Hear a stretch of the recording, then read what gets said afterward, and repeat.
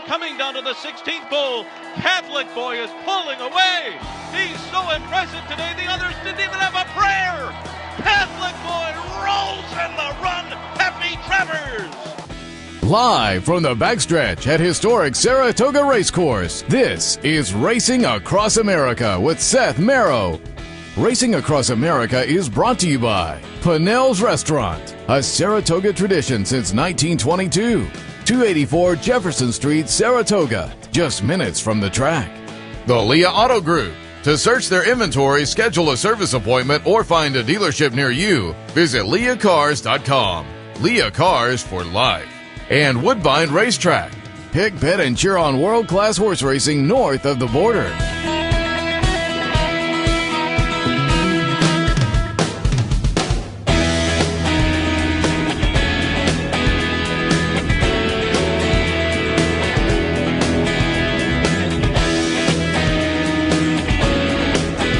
Good morning and welcome to the Thursday edition of Racing Across America. We are live from Saratoga, as we are every racing day during the Saratoga racing season. It looks like it's going to be a nice day today. Obviously, though, there was some weather yesterday. 5, 7, and 10 are off the turf today. That means the risk-averse, the feature, remains on. So mark that on your program as you prepare for the day. A little bit later on our program, Dave Grening will join us. Daily Racing Forum, going to go over some of the Saturday stakes action with Dave. Also going to talk with Jim Bond.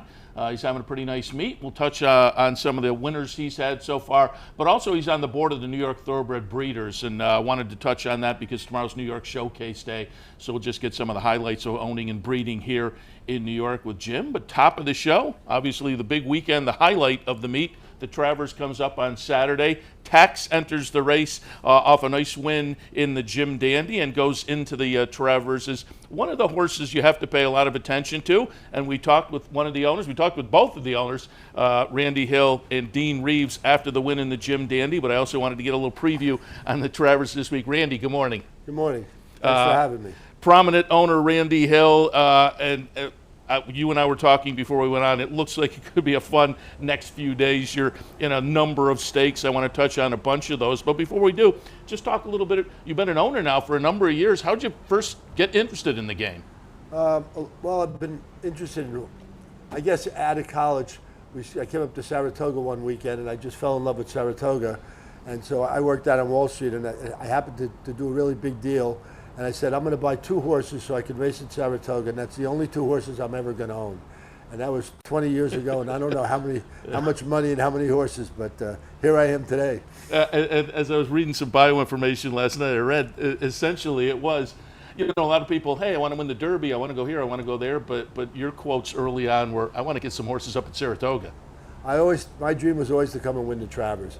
And my wife once told me, she said, I promise you the Travers. And so I guess after about 10 or 12 years where there wasn't anywhere close, I said, maybe that promise is not yet to come true. But I can say one thing, I'm living the dream. Yeah, and let's talk a little bit about it. It has been a great season. Early on, Tax and Vacoma on the Derby Trail. That's been a lot of fun. But again, let's go over what you have coming up over the next few days, starting with Tax. Was at the draw on Tuesday night downtown. The outside post position, Danny Gargan got up and said, we're going from the 12 post position. While we talk, we'll take a look at the Jim Dandy win earlier in the meet. Tax is going to be the number 2 horse in here. Number 5, Tacitus second, Global Campaign third. But again, a nice win in the traditional prep over the track for the Travers. What were your thoughts coming out of the Jim Dandy? And more importantly, with the draw under your belt and whatnot, what are your thoughts going into Saturday for Tax? Well, you can imagine my thoughts coming out of the Jim Dandy to win that race and realize that you really have a real legitimate shot and a real contender in the Travers. And then you go to the draw and you draw the 12. Well, it's funny. You're sitting there and you have no control, and they're pulling the pills, and then you end up with two slots, and one's the 2 and one's the 12, and you're not sure you want either one of them. So you get to 12, and I was initially disappointed, and I thought about it overnight, and I'm not that disappointed. I mean, Catholic Boy won it from the 12 last year. I've got Irad on me, and I'm sure if there's anybody going to carve out a trip, it's going to be that man. And if you look at the Travers, there's not much speed. We all know that. With maximum security out, so, and also, you're doing a mile and a quarter. So you got some time to make some decisions and get yourself positioned, and you've got the right guy doing it. I mean, if you wanted to pick a jockey to carve out that trip, and as hot as he's been up here, I'm pretty happy. I like my chances. Yeah, you have the length of the stretch, and it's not like 18, 19, 20 in the Derby. I mean, it's 12. That's more of a normal kind of occurrence. And again, you have really the length of the stretch to get some position. And with a little bit of speed and the lack of it for the rest of the field, it seems like going into the first turn, you should be in a good spot. I think we're going to be okay. And you look at this race, and there's two questions. There's a question of the speed in the race, and there's a question of which horses can get the distance. If we handicap, those are the two questions that cross your mind. Who's going to the front, and who can get the distance? I mean, certainly Code of Honor ran a terrific race at the Dwyer. Can he get the distance? I don't know. Owen Dale, he won the Ohio Derby. He's probably going to be able to get the distance. But I know we can get the distance. We were bred for this, and so I can't be more confident going in than I am. Also has to be a bonus that you have a win over the track. I mean, that's always a plus up here. Of course, he likes the track, and any owner wants to feel that you want to run back in a track that a horse likes. Talk a little bit about how you wound up being a part owner of Tax, because that's kind of an interesting story as well. It's a funny story. So Danny called me up, and Danny had claimed a horse, a mare for me called Divine Miss Gray, for about $50,000, I think. I can't remember, maybe $40,000. Who goes on to win 6 or 7 stakes races and $800,000. So I'm going through a really bad stretch, and if your owners are listening, you know how that goes. You're getting down and you're not winning anything, and the bills are coming in. And Danny calls up and says, "I'm going to claim this horse." I said, "Danny, I have enough horses, I have enough bills, not me this time." So then he runs in. I guess he ran in the Remsen, and he ran third. He ran third. Yeah.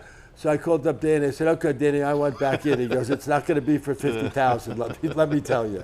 So it was a little expensive, and I partnered up with Dean Reeves, and we bought back in, and we're now the majority owners in the horse. So yeah, subsequently a second in the Wood Memorial, up the track in the Derby, but Derby's a tough. Derby, you look at the resume of a lot of horses over their career.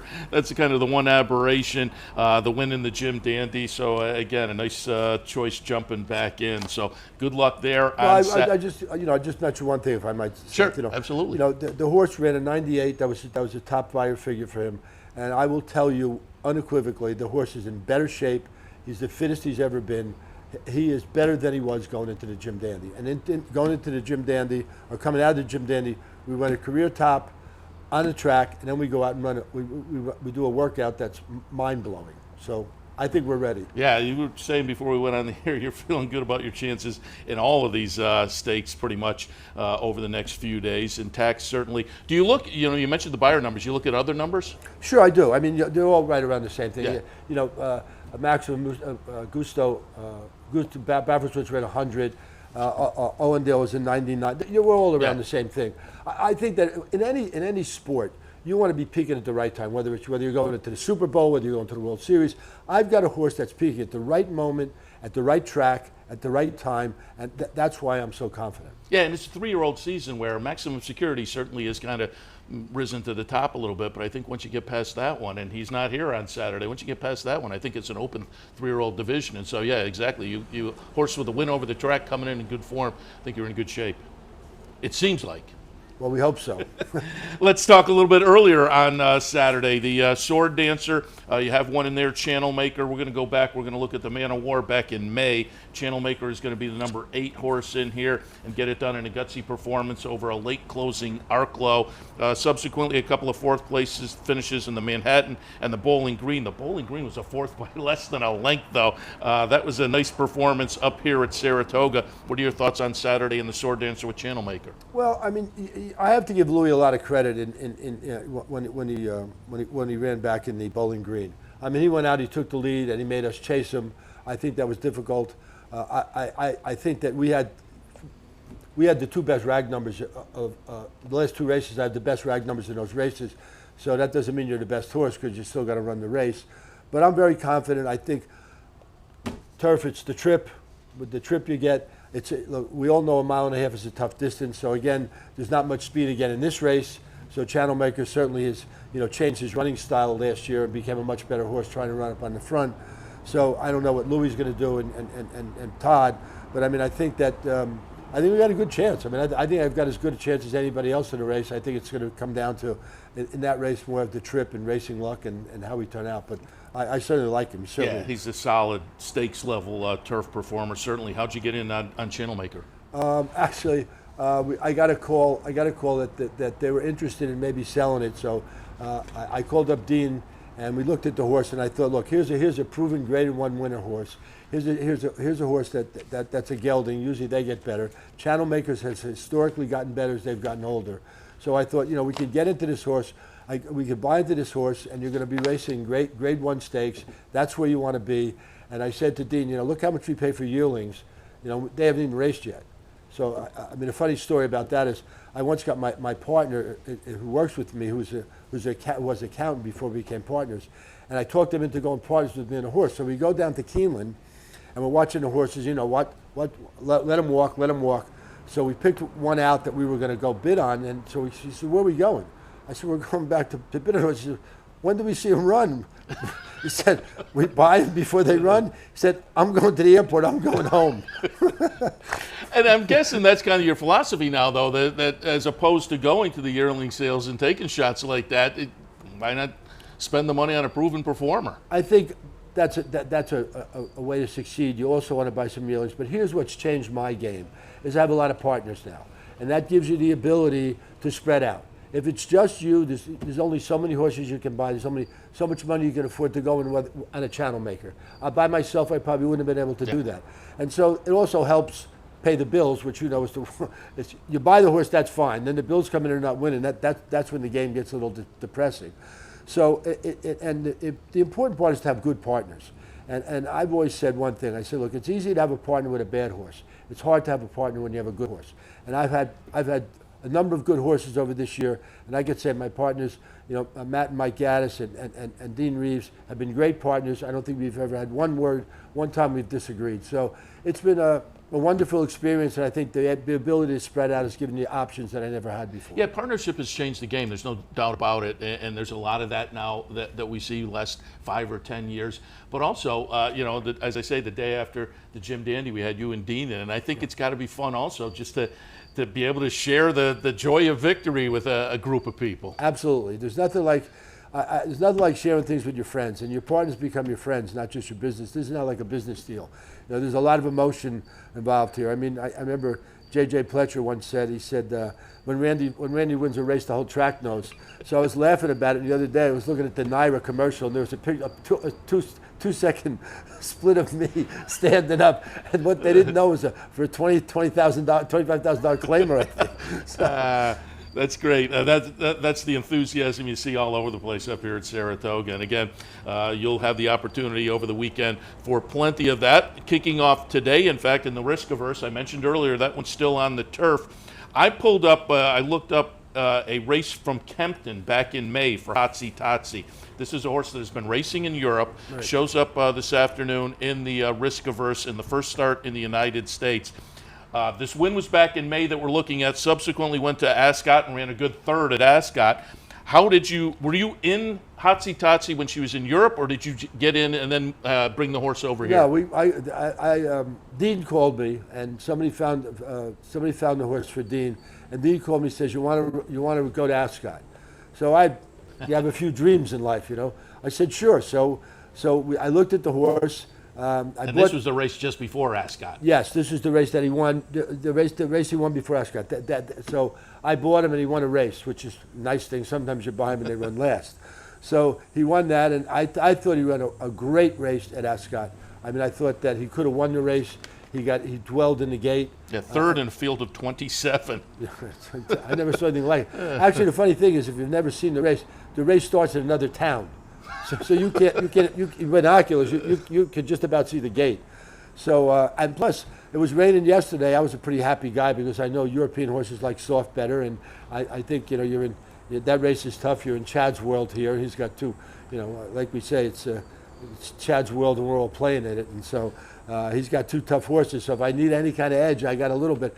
And it was raining when that rainstorm hit yesterday. I said, okay, slow down a little bit. Let's at least stay on the turf. On the turf. Yeah, I can't run a step on the dirt. So So at least I got a little edge there. So that's this afternoon in the risk-averse. Tomorrow in the Albany on New York Showcase Day, you've got a couple of New York breds in the 3-year-old stakes race. Let's take a look at each of those one by one. And first we'll take a look New York Stallion Series from earlier this meet. Rinaldi, we're going to have Jim Bond on in a few minutes. Rinaldi wins the number 3, but Funny Guy runs second. This was a turf race. Tomorrow it's on the dirt. Talk a little bit about Funny Guy coming out of the nice second last time on the turf and the move over to the dirt on Friday.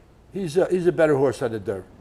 You got to take shots in these New York Stallion races because they're for so much money. And so I think that, and to be quite honest, I thought Rinaldi was good. I didn't know he was this good. I mean, this was a breakout race for him. So I think that the Funny Guy's coming to the race again in good form, and I think we have a good chance there. But I think my other horse may be a bit better. Let's talk about that one. Not That Brady. We're going to look at the New York Derby out at the Finger Lakes. It was that weekend where all the Saturday races were canceled here because of the heat. There are Finger Lakes as well, so it was moved to midweek. But subsequently, just a few days later, Bankit gets it done. Bankit's going to be the winner. You went off as the 7-5 favorite with the number 1, Not That Brady, runs second in here. Coming out of the New York Derby, what are your thoughts Friday for Not That Brady? Well, two things about that race. We shipped him up the morning of, and maybe we shouldn't have. He's a pretty aggressive horse, and he was very docile in the paddock, which was not a good sign. So I think that he's running better races. He finished second to Tax and the Withers. He's running in graded stakes. I think that if he gets the lead, he's going to be tough to beat. But if you want to hear a really funny story about getting involved in a horse, we have 4 dogs, and my wife Marina names one of our horses after all of our dogs. So she, Not That Brady. She said, I want to name the horse Brady. I said, Marina, I work in New York City. I'm a New York Giant fan. If I name a horse Brady, no one in the office will speak to me. So I said we could name it Not That Brady. So we ran the horse, and we had no success with the horse. Nothing. I think he ran last by 27 lengths. We put him up for a claim. Rudy got him, moved him up, and then he's running the Withers. And I'm thinking, my God, I haven't told my wife that I sold her horse yet. I'm afraid to tell her because these horses that are named after their dogs are like her pets. So I'm thinking, he's second to Withers. I said, if this horse gets in the Derby, just imagine I'm sitting there with Tacoma and Tax, and they announce Not That Brady, and we're not in it. I'll get divorced. So I called up Rudy. I said, you gotta let me back in. I said, and nobody wanted to sell. No, Rudy really did me a favor. I said, Rudy, I'm going to owe you one for a long time. So that's how I got back in that horse. That's very good.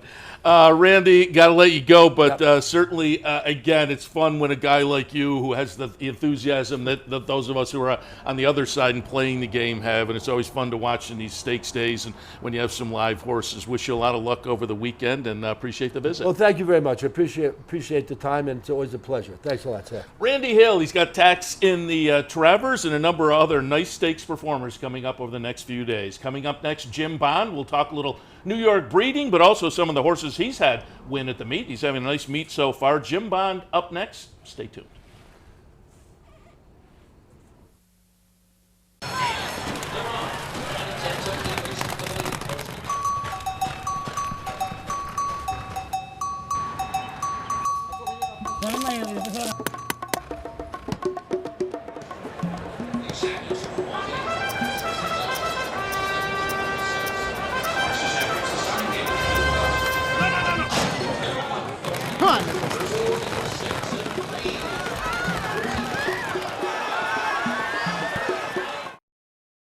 You like free money? Well, Capital OTB gives its players plenty of opportunities to cash in. At Capital OTB, there are so many ways for horse players to receive bonus dollars by simply participating in promotions such as our bankrolls, bounty bets, online handicapping contests, and much, much more. Plus, with Capital OTB's Player Rewards program, you get actual cash back. So what are you waiting for? Log on today at CapitalOTB.com or CapitalOTBBet.com and claim your free money.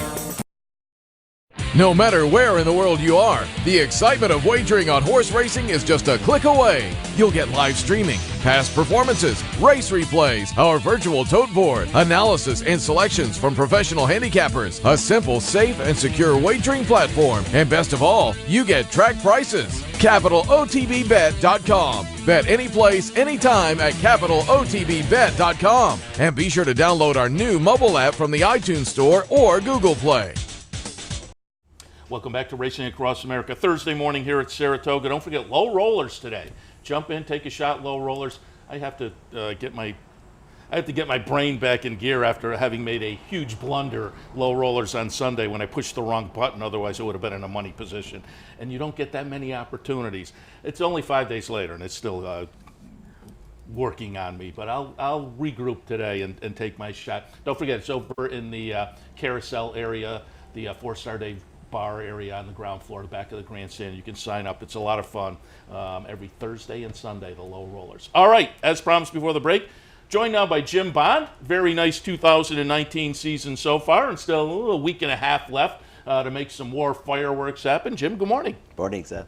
Get to see you and your horses every morning as we drive in. I'm halted out there as the workers go across the street, and then a couple of golf carts zip by. You're right down the street, and I talk a little bit about your location up here in Saratoga, which you've been at for a number of years now. Well, it's been 20 years now. We've been out the back gate here on the main course, and like I say, we got a nice 40-stall barn, and thank God it's full, and a few of them can run, and they've been very kind to us this meet. Yeah, so far so good. And you're a player here really from the opening to the closing. And for folks who aren't familiar, the training happens up here not just during the meet itself, but what, April to October? Yeah, exactly, yeah. You were here almost till November sometime, middle of November, depending on the weather, of course. And we just keep switching horses back and forth to Belmont and around the country. And all the off-season training happens across the street? Across the street, Yeah. yes. And Naira lets us kind of jog across the main course on the outside to get over there, so it's a little easier. And like I say, the horses kind of love it up here as well as this trainer does. Yeah, we, as I say, we see your horses walking through in the morning, and clearly they enjoy the Saratoga. We all enjoy the Saratoga mornings, but Saratoga afternoons have also been very nice. Let's take a look at a couple of your runners from recent weeks. I want to go back to July 24th. We just watched this race with Randy Hill, and he commented, I didn't know how good Rinaldi was as he ran second in the race. I want to know if you knew how good Rinaldi was, because again, we're going to go back to the New York Stallion Series race back on July 24th. Number 3, Rinaldi, chart margin of 4 1/4 lengths. Boy, he looked great this day. Give us your thoughts on the performance by Rinaldi. Rinaldi's, I had his sister. She was a really talented filly, a filly called Hot and Spicy. She won first time at Gulfstream, went up and beat a pretty nice filly called Lexi Lou, was Horse of the Year up in Canada. So we kind of knew we had a nice horse. It seemed like he just trained very, very perfect. He should have won his first start, got really jammed leaving the gate. And we ran him back in the Stallion Series up at Belmont, and he was, ran a really nice race, broke his maiden in a stake, and then come back here. And, this horse he's just got a lot of poise, a lot of class. And you got Dynaform around the bottom with a little posse up top, and that's what you get right there. And like I said, we're going to wheel him back into Saranac. He works tomorrow morning. Oh, nice. And, Open company. Open company, which is the water gets deep, but he's a 3-year-old. Deserves it off of that, though. Now, you mentioned the first two. The first start, 6 furlongs down at Belmont, a decent third. But clearly, it was a third, so I hadn't broken the maiden. Then you had enough confidence to second start, try that Stallion Series at 7 furlongs. And it was a half a length over Funny Guy, so clearly improved markedly with the 4 3/4 length victory over Funny Guy in the subsequent New York Stallion Series start up here.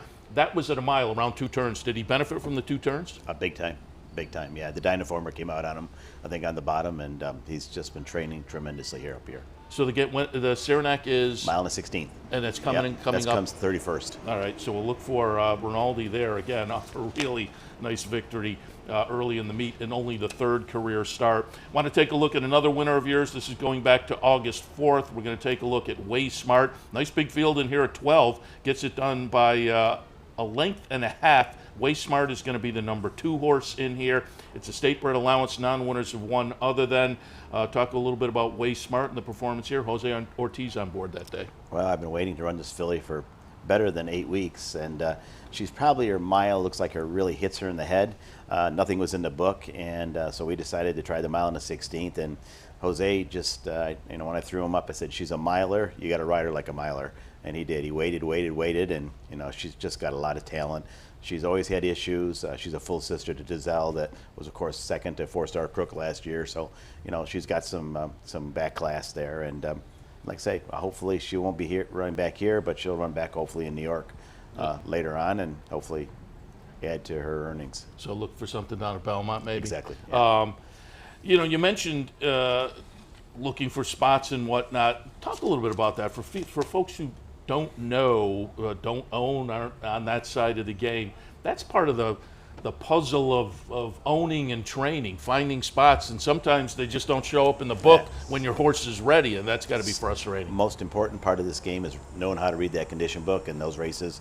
And there's just distances that you just know that you're just a little too short, too long, whatever it is. Do you run? And then if that race comes back in 3 weeks, are you good enough to repeat? So it's a touchy game, and like I say, the condition book kind of rules the roost for all of us, and then the weather. Yeah, well, and the weather has been a little bit funky here, and some of your winners have been, as we've seen, turf runners, and so that has affected everybody playing the turf game, certainly. I don't know if I've ever seen, it's Saratoga, it's always quirky, but boy, it's been quirky. I mean, yesterday was the perfect example. It's kind of, it was in here doing the show, and at 10:30, a torrential downpour, and then it was nice, and then sixth race, they tried to speed it up, and then they decided we'll delay it. And I hadn't seen a storm like that this summer. It was crazy. And then 2 hours later, the sun was out again. Yeah, it's Saratoga. Yeah, it is Saratoga. There's no question about that. Both of the two horses we looked at owned in at least partnership, one fully, one in partnership by Bond Racing, and your wife Tina's in the tent here. We had her with you last year talking about Bond Racing. Just remind people, because it's a partnership that I think focuses a little bit on locals, and so if folks are maybe thinking about getting into the game, talk a little bit about Bond Racing. Bond Racing is majority owned by my wife Tina. Okay, we always keep at least 50% or more, and basically you're partnered up with a trainer and the owner who tells the trainer what to do. So bottom line is it's fun. It gets people started in this game to see if they like it. It's a very expensive game, and you kind of need to feel it out. And I guess what better way that if you're a local person to have a horse possibly at Saratoga most of the year, and you get to partner up with some people that we've been doing it a few years, needless to say, and just it's a lot of fun. We have a lot of great clients that just they're having some fun. They make a little bit of money sometimes, and it's just wonderful. And I see it a lot up here at Saratoga, not necessarily with Bond Racing, with all the partnerships up here. You go out in the paddock or backstretch here, you see the people kind of filtering through as partnership members. They get the access to the backstretch and their horses. And I think a big part of it, certainly here at Saratoga, is just the social aspect and the camaraderie. Exactly. Because, like I said, there's a ton of partnerships out there today, and they're probably all great, okay? But it just gets people's feet wet and gets them to Saratoga to really enjoy the atmosphere and, visit with the jockeys, visit with the good trainers, and, like I say, and maybe someday, okay, they might get lucky and, get a funny side or something like that. Or a Rinaldi. Yeah, exactly. You get to go in the paddock and hopefully the winner's circle as well up here at Saratoga. Also, and again, for folks who want more information, jamesbondracing.com is the website, and they can also take a look. You have a nice video of your farm out, and is it Stillwater technically? Yeah, still Mechanicville. Okay. Exactly. Songhill Farm, and I think we have some of the video here. Nice kind of a drone shot overview. Talk a little bit about the farm, and I was pulling up some stats. Also, you had a number of runners in the Saratoga sale up here, a number of yearlings that sold back at a couple of weeks ago in the sale who had spent some time on the farm. Talk a little about the farm and the services offered there. Well, the farm is, it's a little, this drone picture here is a little older, but there's a new, actually, riding arena and a new broodmare barn. Actually, now there's just parallel to that existing barn. And it's really nice because that area there that's kind of blank is it's nice for foals. They get to go out in the arena in the wintertime, so we kind of build a horse a little stronger, and we get to break all our yearlings there on the farm now, which is really, really handy. And so we've, needless to say, invested quite a lot more money into it, and we're pretty excited because we got a bunch of really nice 2-year-olds this year, and our yearlings look exceptional. And we have a lot of clientele that has been kind enough to let us take care of their mares, and we foaled out 51 this year. We had 54 last year, and 6 of them went through the sale here at his preferred sale the other day and did very, very well.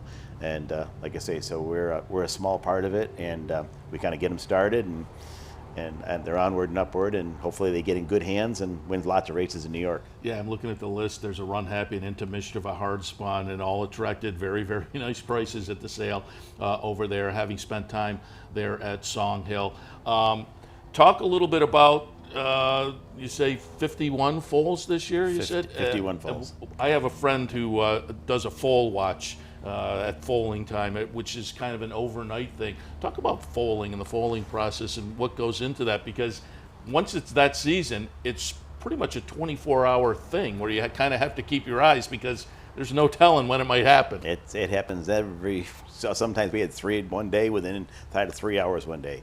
We got great staff, needless to say. We always have 3 people on at night, just in case for emergency.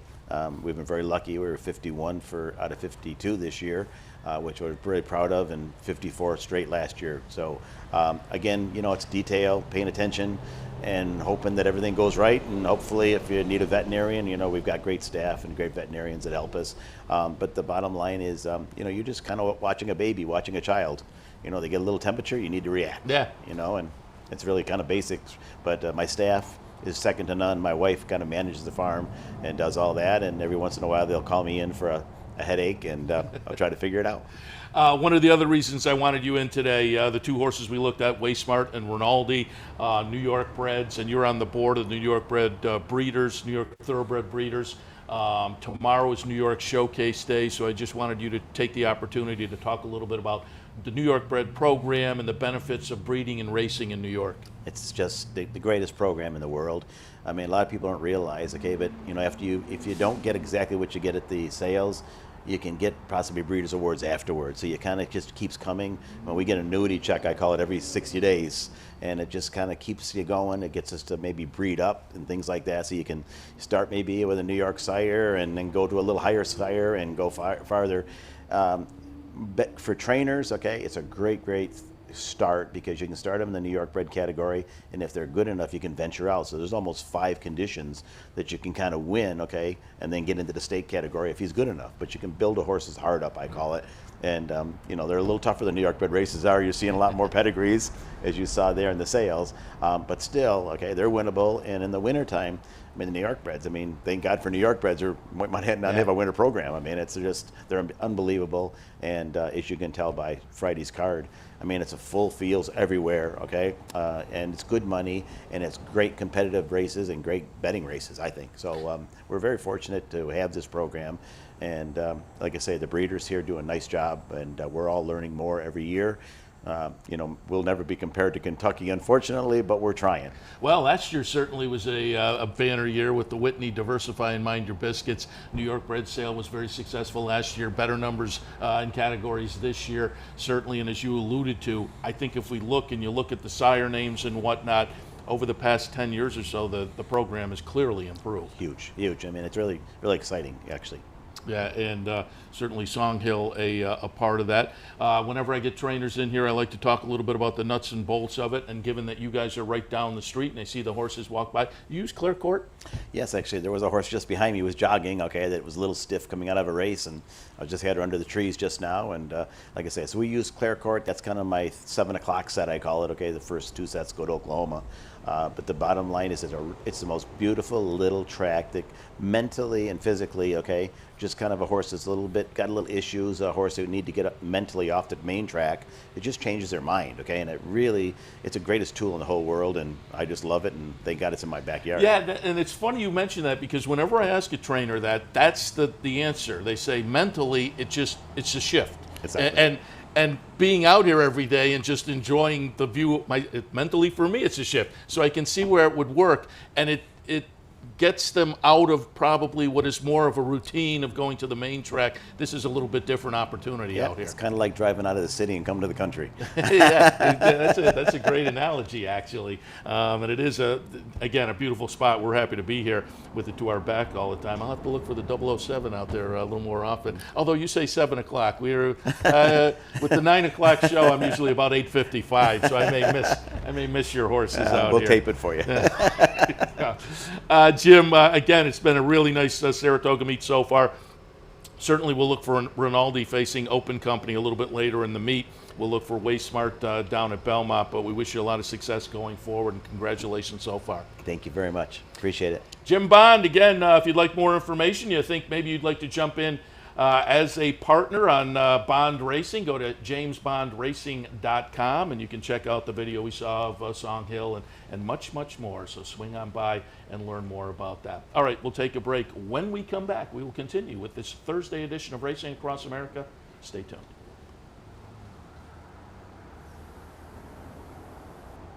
Thank you. Very good. Stop by Malcolm's, a unique farm-to-table restaurant experience. Located at 617 Union Street in Schenectady, Malcolm's offers locally grown fresh foods, mouth-watering flavors, an enhanced drink menu, and terrific service. Malcolm's is a sure bet during Saratoga season. Make your reservation today.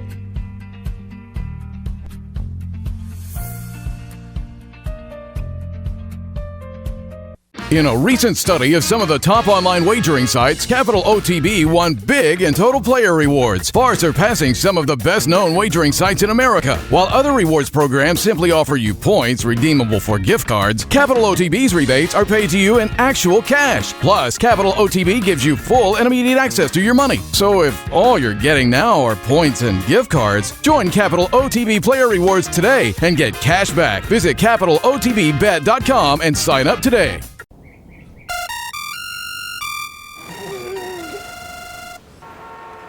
Come on. I want sales reports on my desk by Monday. Whoops. My bad. Love racing? RTN brings you every live simulcast on your home television, plus live video streaming and race replays on your PC and mobile devices. To order, visit rtn.tv. RTN, a breed apart. Welcome back to Racing Across America. Thursday morning means a visit from the Daily Racing Forum team, either Mike Welch or Dave Grening on the rotation. Dave Grening, good morning. Good morning, Seth. How are you? Very good, and we're going to talk Saturday Stakes, obviously, with an incredible card on Saturday up here. Before we do that, I wanted to go back to last weekend, your impressions, Dunbar Road in the Alabama, and the fluky situation in the Lake Placid with the undecipherable photo that wound up in a dead heat. Yeah, well, it's becoming an annual occurrence now. With on a major Saturday, we get this Wizard of Oz-like storm that creates havoc. Whitney last year, and this year the Alabama Dunbar Road. Very impressive performance. Had to go widest of all and outfinished Point of Honor, who I thought was better equipped at the time to get the mile and a quarter. But Dunbar Road obviously can handle it as well. And Chad Brown has the luxury of being able to sort of swap in and out Guarana and Dunbar Road, so they get the proper freshening and the proper spacing, and he brings them in well prepared.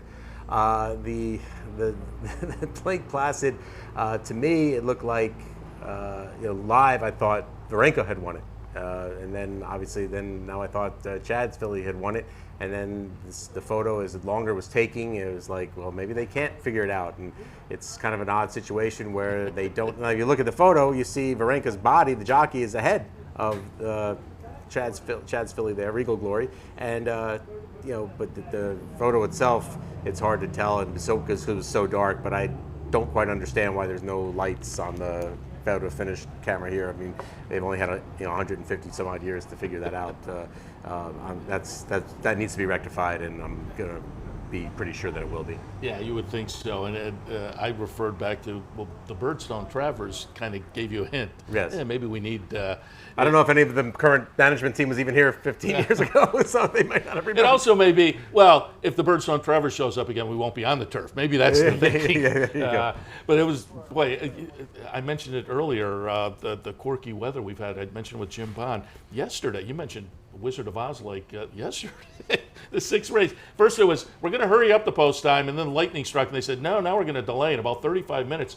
But man, that storm, and I saw some pictures subsequently, trees down around the track and whatnot.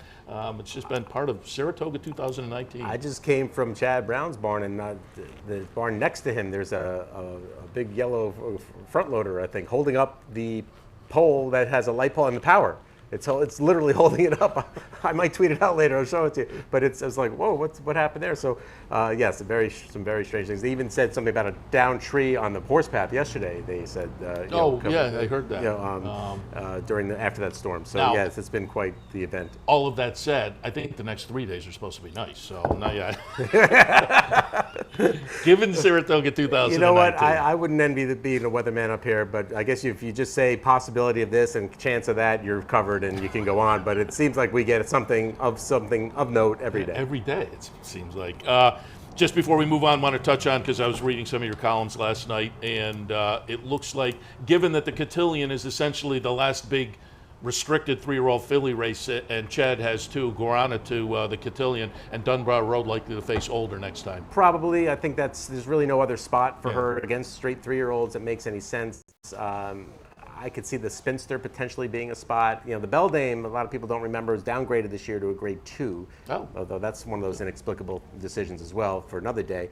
But so if you want to keep her running in grade 1s, you might have to look at a race like the Spinster at Keeneland in October, which I think would be like a week after the Beldame. But the Beldame kind of makes sense too, because she is 2 for 2 around the 1 turn at Belmont, but I think he wants to keep her in grade 1s and would probably look to run her in the Spinster. Although grade 2 versus Older, maybe in eclipse people's minds, gets a little more juice. Well, you know what's going to happen? Look, what's likely going to happen, or potentially can happen, if Guarana wins the Cotillion, these two are going to have to meet somewhere at the Breeders' Cup, and they're going to take on the older fillies who are very good, as we'll get to the personal ends. And if you're able to beat or split those types of horses, that'll decide it when the two meet each other.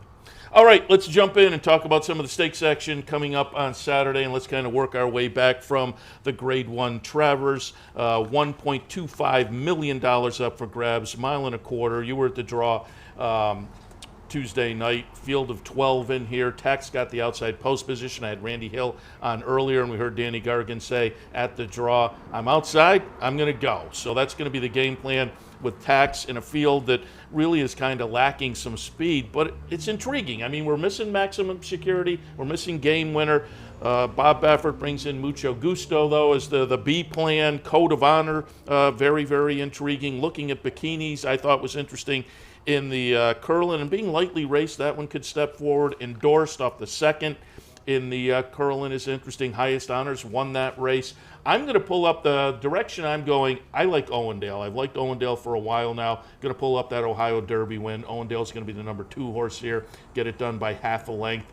Class-wise, to only beat this field by half a length, maybe a little bit of a question mark, but I go back a couple of starts to take a look at the third in the Preakness, and that's more what pulled me into the mix.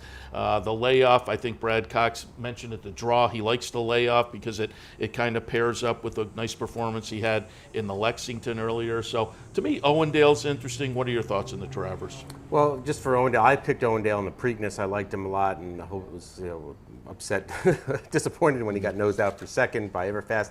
The question there is, how good was the Preakness? How good a race was it? It was, the War of Will didn't run very well in either the Belmont or the Jim Dandy. Everfast was, after that. So it's you wonder how good a race that actually was. But the problem for me with Owendale is I haven't seen him. He's out of sight, out of mind. I do want to point out, though, when you look at the past performances, it looks like there's a work missing, and there is. August 3rd, August 17th. He worked August 10th, but for some reason it didn't get recorded at Churchill Downs. And he even referred to that work as one of his better works that he's had. So he's, from Brad's eye, he's training very well. I'm looking to give Tacitus one more shot here. I know the favorite rarely wins the Travers. I think Alpha Dead hitting with Golden Ticket a few years ago was the last time the favorite won the race. I do believe he will be the favorite.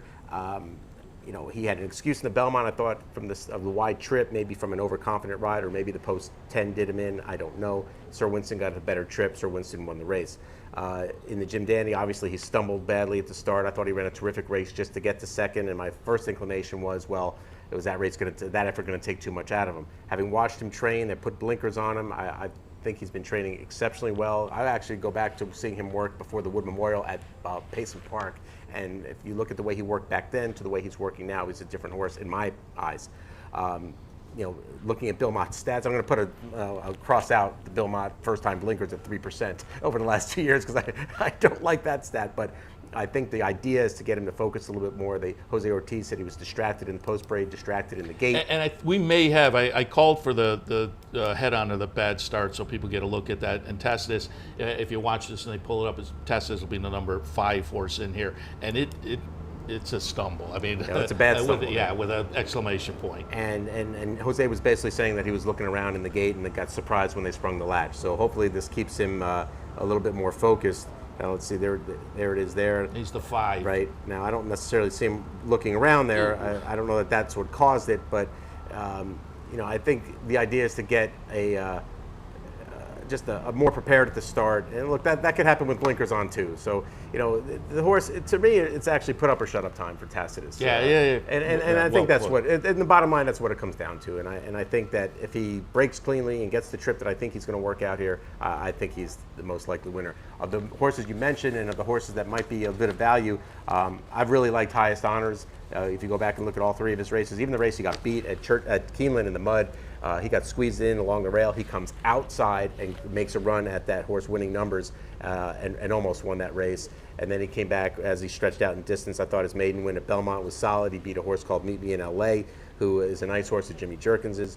And then his race in the first round, first time 2 turns in the Curlin was a really strong race. And I caught him galloping this morning on the Oklahoma track, and it looked like he was full of energy and wants the mile and a quarter. And and as I said, I was just came from Chad Brown's barn, and he's pretty excited to run this horse as well as looking at bikinis. But I kind of get the impression that this horse is the one that he thinks is his Travers horse. I did a story on Will Farish, the family coming up for the race, and the fact that they own both him and Code of Honor, and they tried to sell both horses at the auction ring as yearlings. Neither one of them sold.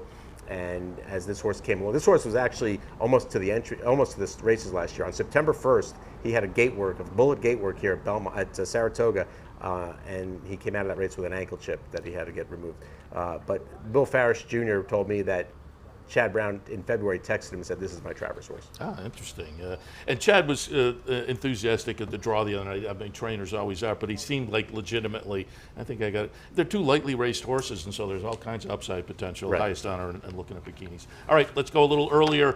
The Grade 1 Sword Dancer on the grass, $850,000, a mile and a half on the grass. I'm going to pull up from earlier in the Meet the Bowling Green. Channel Cat, the number 10, took them all the way around and held them off at 13-1. Yo Primo, the number 3, ran second. Arklow was third. Channel Maker fourth. The 1, 2, and 4 finishers come back on Saturday. Channel Cat, Yo Primo, and Channel Maker. Will we get the front end performance like that? I thought I had Channel Cat in some pick plays. I thought Channel Cat was all done. This was a pretty nice performance to come back and get the win, because it looked like that he was going to get swallowed up, but benefited from the the pace on the front end and does get it done in here in the Bowling Green. But as I say, they come back. Will the pace play out the same in the Sword Dancer? We'll see. But what are your thoughts? Well, I think Proven Reserves is in there as a rabbit to try and make sure that there's going to be pace. And I think pace, whether it's Channel Cat who goes or there was another horse in here that another horse I thought had a little bit of speed in here that could possibly go. Tis Morning, I think that even Noble Thought. I think there might be a little bit more pace in here than there was last time, and I think that's why Proven Reserves is in here. One of the horses that was in that race that you just showed that you didn't mention that I think has a big chance in here is Sadler's Joy, who won this race in 2017. He was the one in the yellow in that replay who was stuck on the inside and looked like for several strides couldn't be ridden because there was no place to go. He finishes only beating a length and a quarter in his first start since the Breeders' Cup last year. And if you go back to the Breeders' Cup, he beat all the good horses in America last year, finished ahead of them. He finished third behind Enable and Magical. What would those two be in here if this is not the cream of the older male turf division. And while Sadler's Joy may be a step behind those types of horses, the bricks and mortars and whatnot, I think he fits with this group. I'm not in love with the outside draw, but I think he'll at least be able to work out a cleaner and clearer trip. And if the pace is right, it should spread out a little bit. It should be able to save some ground. I think there's some value in Sadler's Joy. It's also notable that was his seasonal debut, right, so you would think the potential there to move forward. All right, you alluded to it earlier, the Personal Ensign. It is a short field, but some solid quality in here. Midnight Bijou.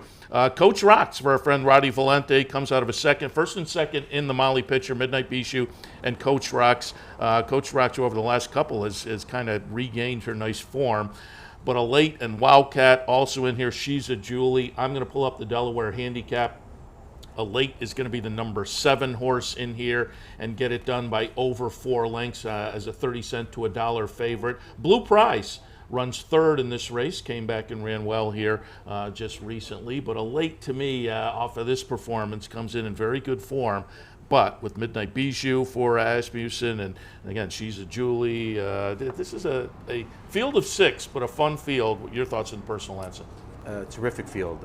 Look, here's the thing with Midnight Bijou. It's a quirky stat, but she's undefeated at 1 1/16 and shorter, and she's winless at a 1 1/8 and further. It's weird. There's no real explanation for it, I don't think. In fact, if you look at some of her races at 1 1/8, she's closing at the finish, and as kidding around with Steve Asmussen, he says it looks like she needs more ground, doesn't it? So it's just kind of a quirky stat. But what a resume Midnight Bijou brings in. 5 for 5. She's won at Sam Houston, twice at Oaklawn Park, Belmont Park, and then the race at Monmouth. The thing that I'm interested to see, and I know both the trainers I talked to ran horses that night, is the July 20th, the horses that ran July 20th at Monmouth in that heat, and then the race, the delay. These horses shipped from here down to there, had to wait a while, and then they ran in the race. Talked to both trainers, Dale Romans of Coach Rocks and Steve Asmussen, Midnight Bijou, said they don't think it's a factor at all. The biggest factor Steve Asmussen has with Midnight Bijou is that she just hasn't run her A race at Saratoga. She's run twice up here. Look, she was second in the Coaching Club Oaks to Monomoy Girl, but she was way by far the second best horse. If she had been beaten for second, it would have been an upset. She was third in the Alabama. She's a Julie, finished ahead of her, and Eskimo Kisses won that race. But that's the big concern, is she is good at Saratoga as she is elsewhere.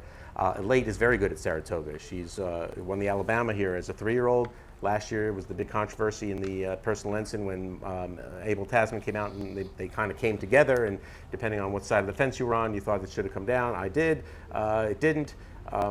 And then the same thing happened in the Coaching Club with Abel Tasman and Elate back then as a 3-year-old as well. So I think Elate likes this racetrack. She's got 4 starts this year as opposed to just the 1 start last year. Home field advantage to Elate, and also, and this is, who does a better job with older horses than Belmont, with time to work on them. And I actually thought her move that she made in the Delaware Park to get into contention was very strong and showed another versatility. You make a great point that we won't really get answered until after the race, but that night down at Monmouth, because certainly Maximum Security we're waiting for him to come back, and you would have to think maybe that took a little toll on him. It's just interesting to see. I haven't tracked the horse. I'm sure there are horses that have run since then, and I haven't done any tracking of horses that ran that card, but it will be interesting to see. Absolutely. A couple more that we'll take 3 more grade 1s we'll take a look at here. The Alan Jerkins grade 1 for the 3-year-old sprinting, and I had to pull this up. The Amsterdam from earlier in the meet. Chancelot, the number 12 horse here. Just a freakish performance. The chart margin is 12.5 lengths. Chancelot, this was the 3rd career start. Looking at the page, a 121 Bayer figure. Can he put 2 together like that, though? He's going to bounce, okay? But he could still bounce and win this race. I don't know that we'll see that performance again. Interesting enough, he had to post 12 in that spot. He's got the rail this time. He's got a break, obviously, because he's never been behind horses. He's usually kicking dirt behind other horses. Call Paul next to him has a bit of speed. If Call Paul breaks better than Chancelot, I think the break is all important here, which obviously you can't know what's going to happen ahead of time. But that was a wow effort. Top 3 performance. I've been doing this 28 years, and easily a top 3 performance, if not top 2, for me, for what he did in the Amsterdam. And he did not. He initially said he was going to come here to train. He stayed at Monmouth Park to train. He apparently has the same type of workout leading into this race as he did the Amsterdam. If he breaks, he's gone, and it'll be fun. Hopefully, it'll be fun to watch. Yeah, it's just boy, that was an iPod. Like I said, and it's funny. Yeah, he can bounce and he can still lose like 10 or 11 points. And he can run a 109, which is 12 points less. If anybody else runs 12 points less, they might be on the poor performance list. I want to take a look at the ballerina also. And here I'm not going to pull up a race. I'm actually going to pull up a workout from Come Dancing, because the buzz has been Come Dancing has just looked great in the morning for Carlos Martin. Comes out of a second in the Ogden Phipps, but before that a win in the Ruffian, win in the Distaff.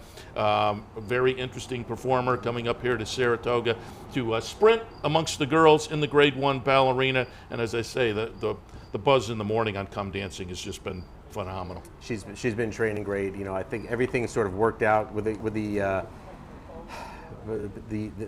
exception of the Phipps, where she stumbled at the start and really was just no match for Midnight Bisou.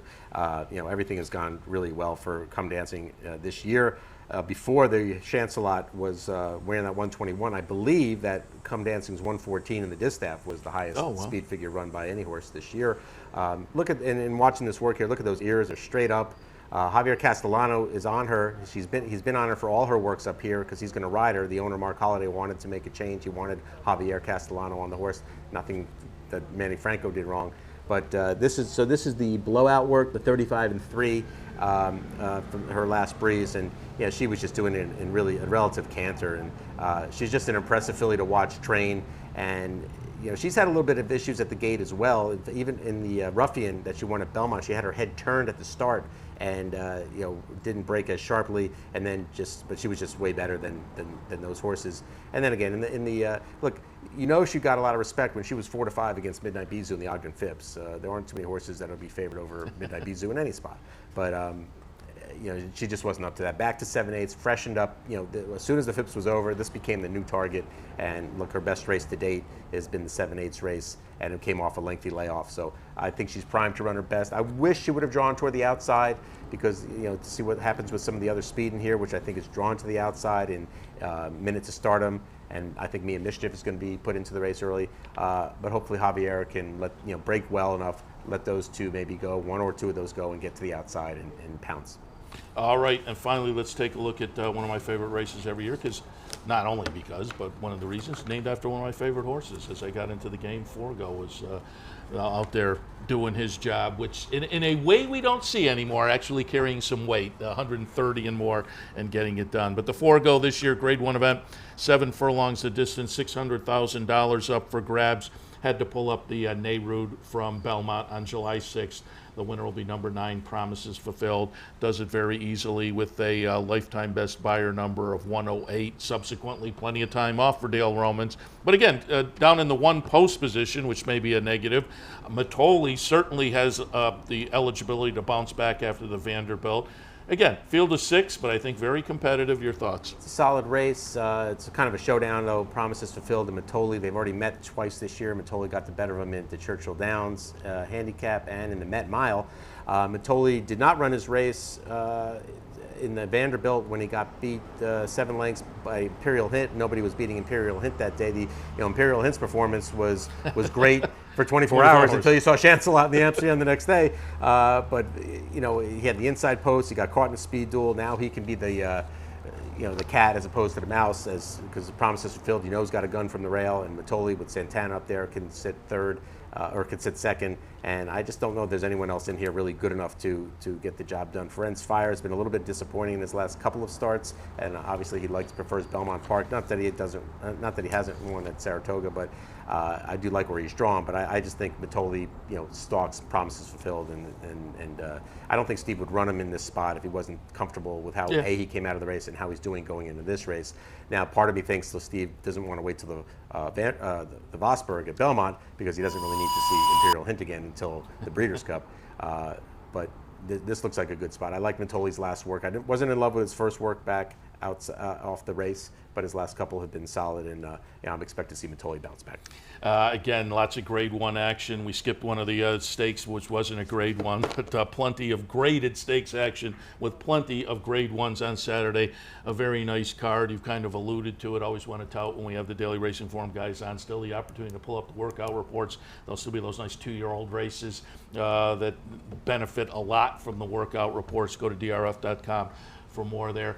Dave, as I said at the top, you're in the rotation with Mike Welch, and that means unless there's a change in the batting order, this will be your last visit for this year, and certainly want to thank you for stopping by. And Appreciate on you having behalf of all the readers of the Daily Racing Forum, keep up the good work there, because there's a lot of great coverage of the meet and going forward Belmont. And remind people, it's going to be a little quirky at Belmont this year. Yeah, so Belmont Park, which starts on September 6th, Friday, September 6th. The post times when we're at Belmont is going to be 3 o'clock for the weekday cards, where it'll be 7 or 8 race cards, and then 1 o'clock on the weekends. That's to accommodate the construction for the new arena that's going to be built.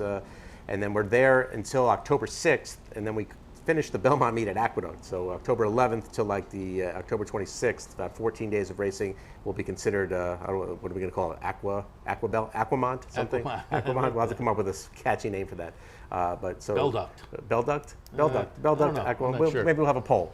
That's what Twitter's for. There you go. Twitter can put that up there. So 3 o'clock. So if you're working late, if you get off work early on the weekdays, you can catch the last few races at Belmont on the OTB channel. That's going to be the game plan. Dave, again, appreciate the visit, and we'll have a fall visit down to either Belmont or Aqueduct, I'm sure, so we'll see you then, and we'll have you by phone certainly during the Belmont Aqueduct season as well. But again, appreciate the visits during the Saratoga meet. Thanks for having me. All right, we'll take a break. When we come back, we will be visited by Steve Coons, Leah Infiniti, one of our sponsors here during the meet. We want to get updated on what they have offering for you. So Steve, also a big racing fan. Maybe we'll get a thought on the Travers from Steve as well. Stay tuned. We'll wrap things up right after this. Where's the best place to find your favorite teams, your favorite food, daily drink specials, and wagering on live horse racing? Legends Field Sports Bar, 711 Central Avenue, Albany. Get your game on day or night with 75 flat-screen TVs, tournament-style pool tables, a private banquet room, and live horse racing. So if someone asks you, where's the best sports bar in the capital region? Tell them Legends Field Sports Bar, inside the Clubhouse Racebook, 711 Central Avenue, Albany. Birdstone is an outside front. They're coming down to the finish. Can Smarty Jones hold on? Here comes Birdstone. Birdstone surges past. Birdstone wins the Belmont Stakes. In front, but here comes High Chaparral. High Chaparral, the defending champ, to take it to Bob. These two arch rivals head to head with Joe Hart bearing down on them. It's going to be a 3-horse photo finish in the turn. Here's the wire. Photo finish. What if there was a way to become a better horse player, to have a better knowledge of the game, to be more successful? What if there were a way to take what you've learned, what you know, and make better decisions, better choices? In horse racing, knowledge is a powerful tool. Race results and replays, past performances and live streaming, wagering from all your digital devices. Capital OTB. Become a better horse player.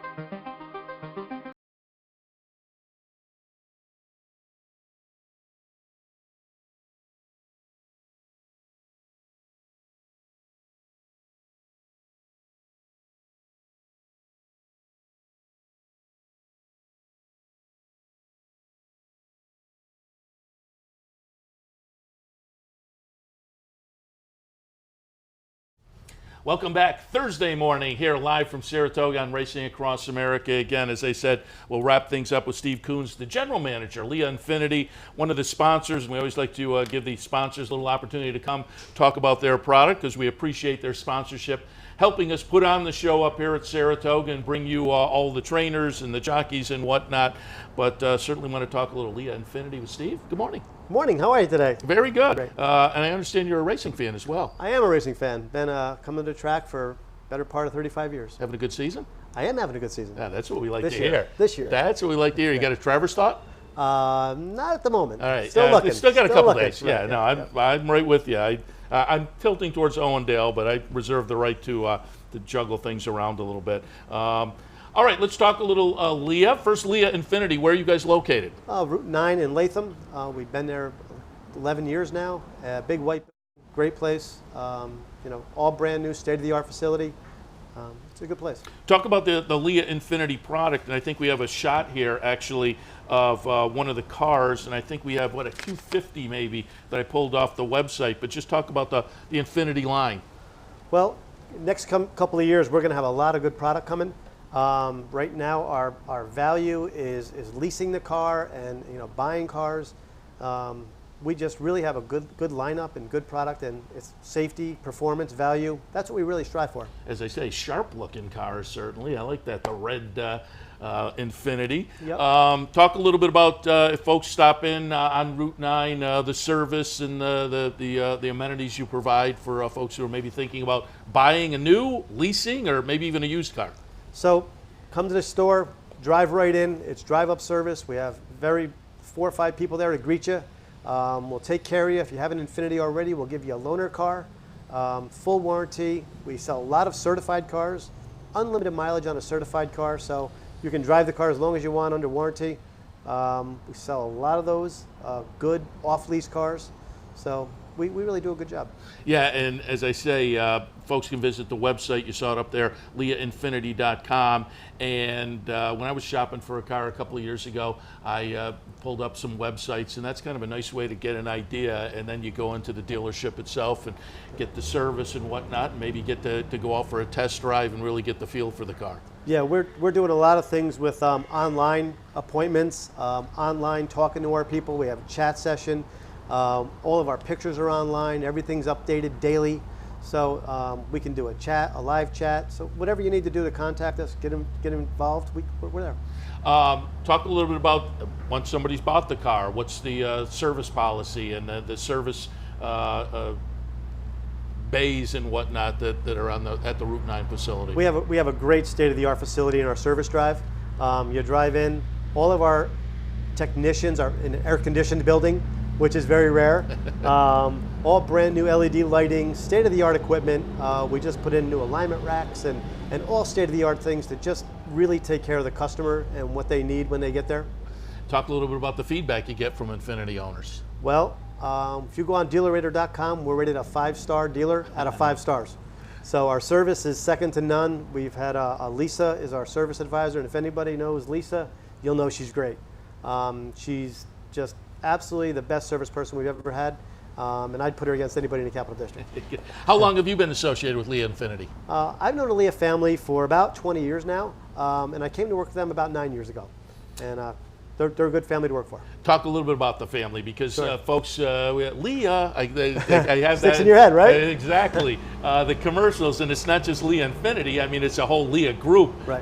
That is part of our advertising package as well, with locations all around the Capital District. So talk a little bit about the overall group, but the Leah family themselves. Yeah, they started off in the Capital District with one little store in Delmar, New York. They've grown to 22 stores. They're in 3 states. You know, as far as Brewster, New York, and Connecticut, Massachusetts, the family is just fantastic to work for. Still based locally? Absolutely. Corporate office is right in Albany. All the family lives local, and they're very involved in the business every single day. Yeah, and that's nice that it is. There's a local connection, and I think that gives folks who maybe look and then wind up buying from Leah Infiniti, that gives a little bit of confidence as well that it's locally based like that with the ownership. Again, talk a little bit about if folks are looking for a car at this point, new or used, and as I say, buy or leased, what would be the game plan? Well, I think you go to leahcars.com and you pick a brand or you pick something you're looking for, and they'll 5,000 to 6,000 cars on there at any given time. And all you have to do is hit a button, and you can chat with any one of the stores or send an email, and they'll get back to you, usually within 3 minutes or 4 minutes. It's that quick. And then again, you can swing by any of the locations. The Leah Infiniti location, again, remind us where that is. Route 9 in Latham, 1 mile north of the traffic circle on the right-hand side. Super convenient.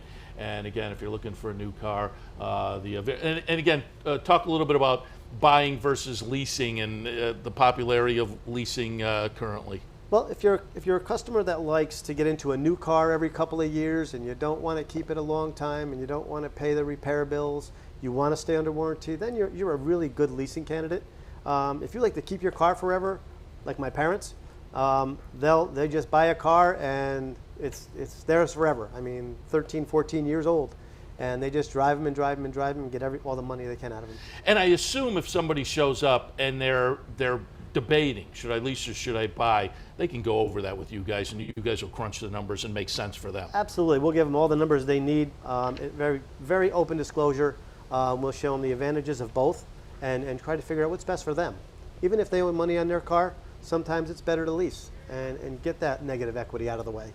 Very good. And again, Steve, we appreciate the visit. We appreciate the sponsorship from the Leah Group. Couldn't do this without you. And so on behalf of all the viewers, too, thanks. And I will tout the viewers, if you're thinking of a new car, think of the Leah Group. We appreciate the visit. Thank you so much. And continued success at the meet. We'll see how about that. We don't know. You got a weekend. Good luck at the Travers. Well, that's again, that's a big weekend, and typically I don't know why, but I've always done well at the last week, so I'm looking forward to. We have something in common there, because I do best that week as well. A lot of people, for some reason, maybe it's just now you've kind of figured things out a little bit. You know who's hot and who's not, and the horses who are running have had 1 or 2 starts already. So maybe that. You see a little history. You can handicap it a little better. I'm with you. What's your favorite bet? I do an exacta box usually. I'm an exacta box guy too. Although the last couple of years I've started looking at picks a little bit more. Yeah. But the picks have been killing me this summer. Picks are tough. Bet the favorite on the pick. And middle of the sequence again. So, Steve, appreciate the visit. And again, we tout people, LeahInfiniti.com, LeahAutoGroup.com. We tout visiting the website or stopping by the Route 9 location. Yep, come see us anytime. Thank you so much for having me. I appreciate it.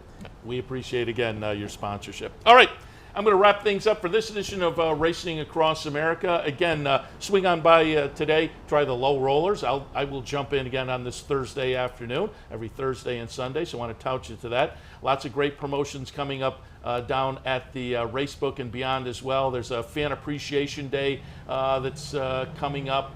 There's also the $1,000 bankroll on Saturday. Oh, there's the Bounty Bet tomorrow. So keep that in mind. The Bounty Bet and a Pick 5 bankroll tomorrow. Saturday's the $1,000 bankroll. And you have until tonight to get your shot to sign up for the bankroll team via CapitalOTB.com. That's where you can find out about all the promos and events as well. CapitalOTB.com. All right, I'm going to wrap things up for this Thursday morning. Back in tomorrow at 9 o'clock with Handicappers Report, 10 o'clock with Racing Across America. We'll see you then.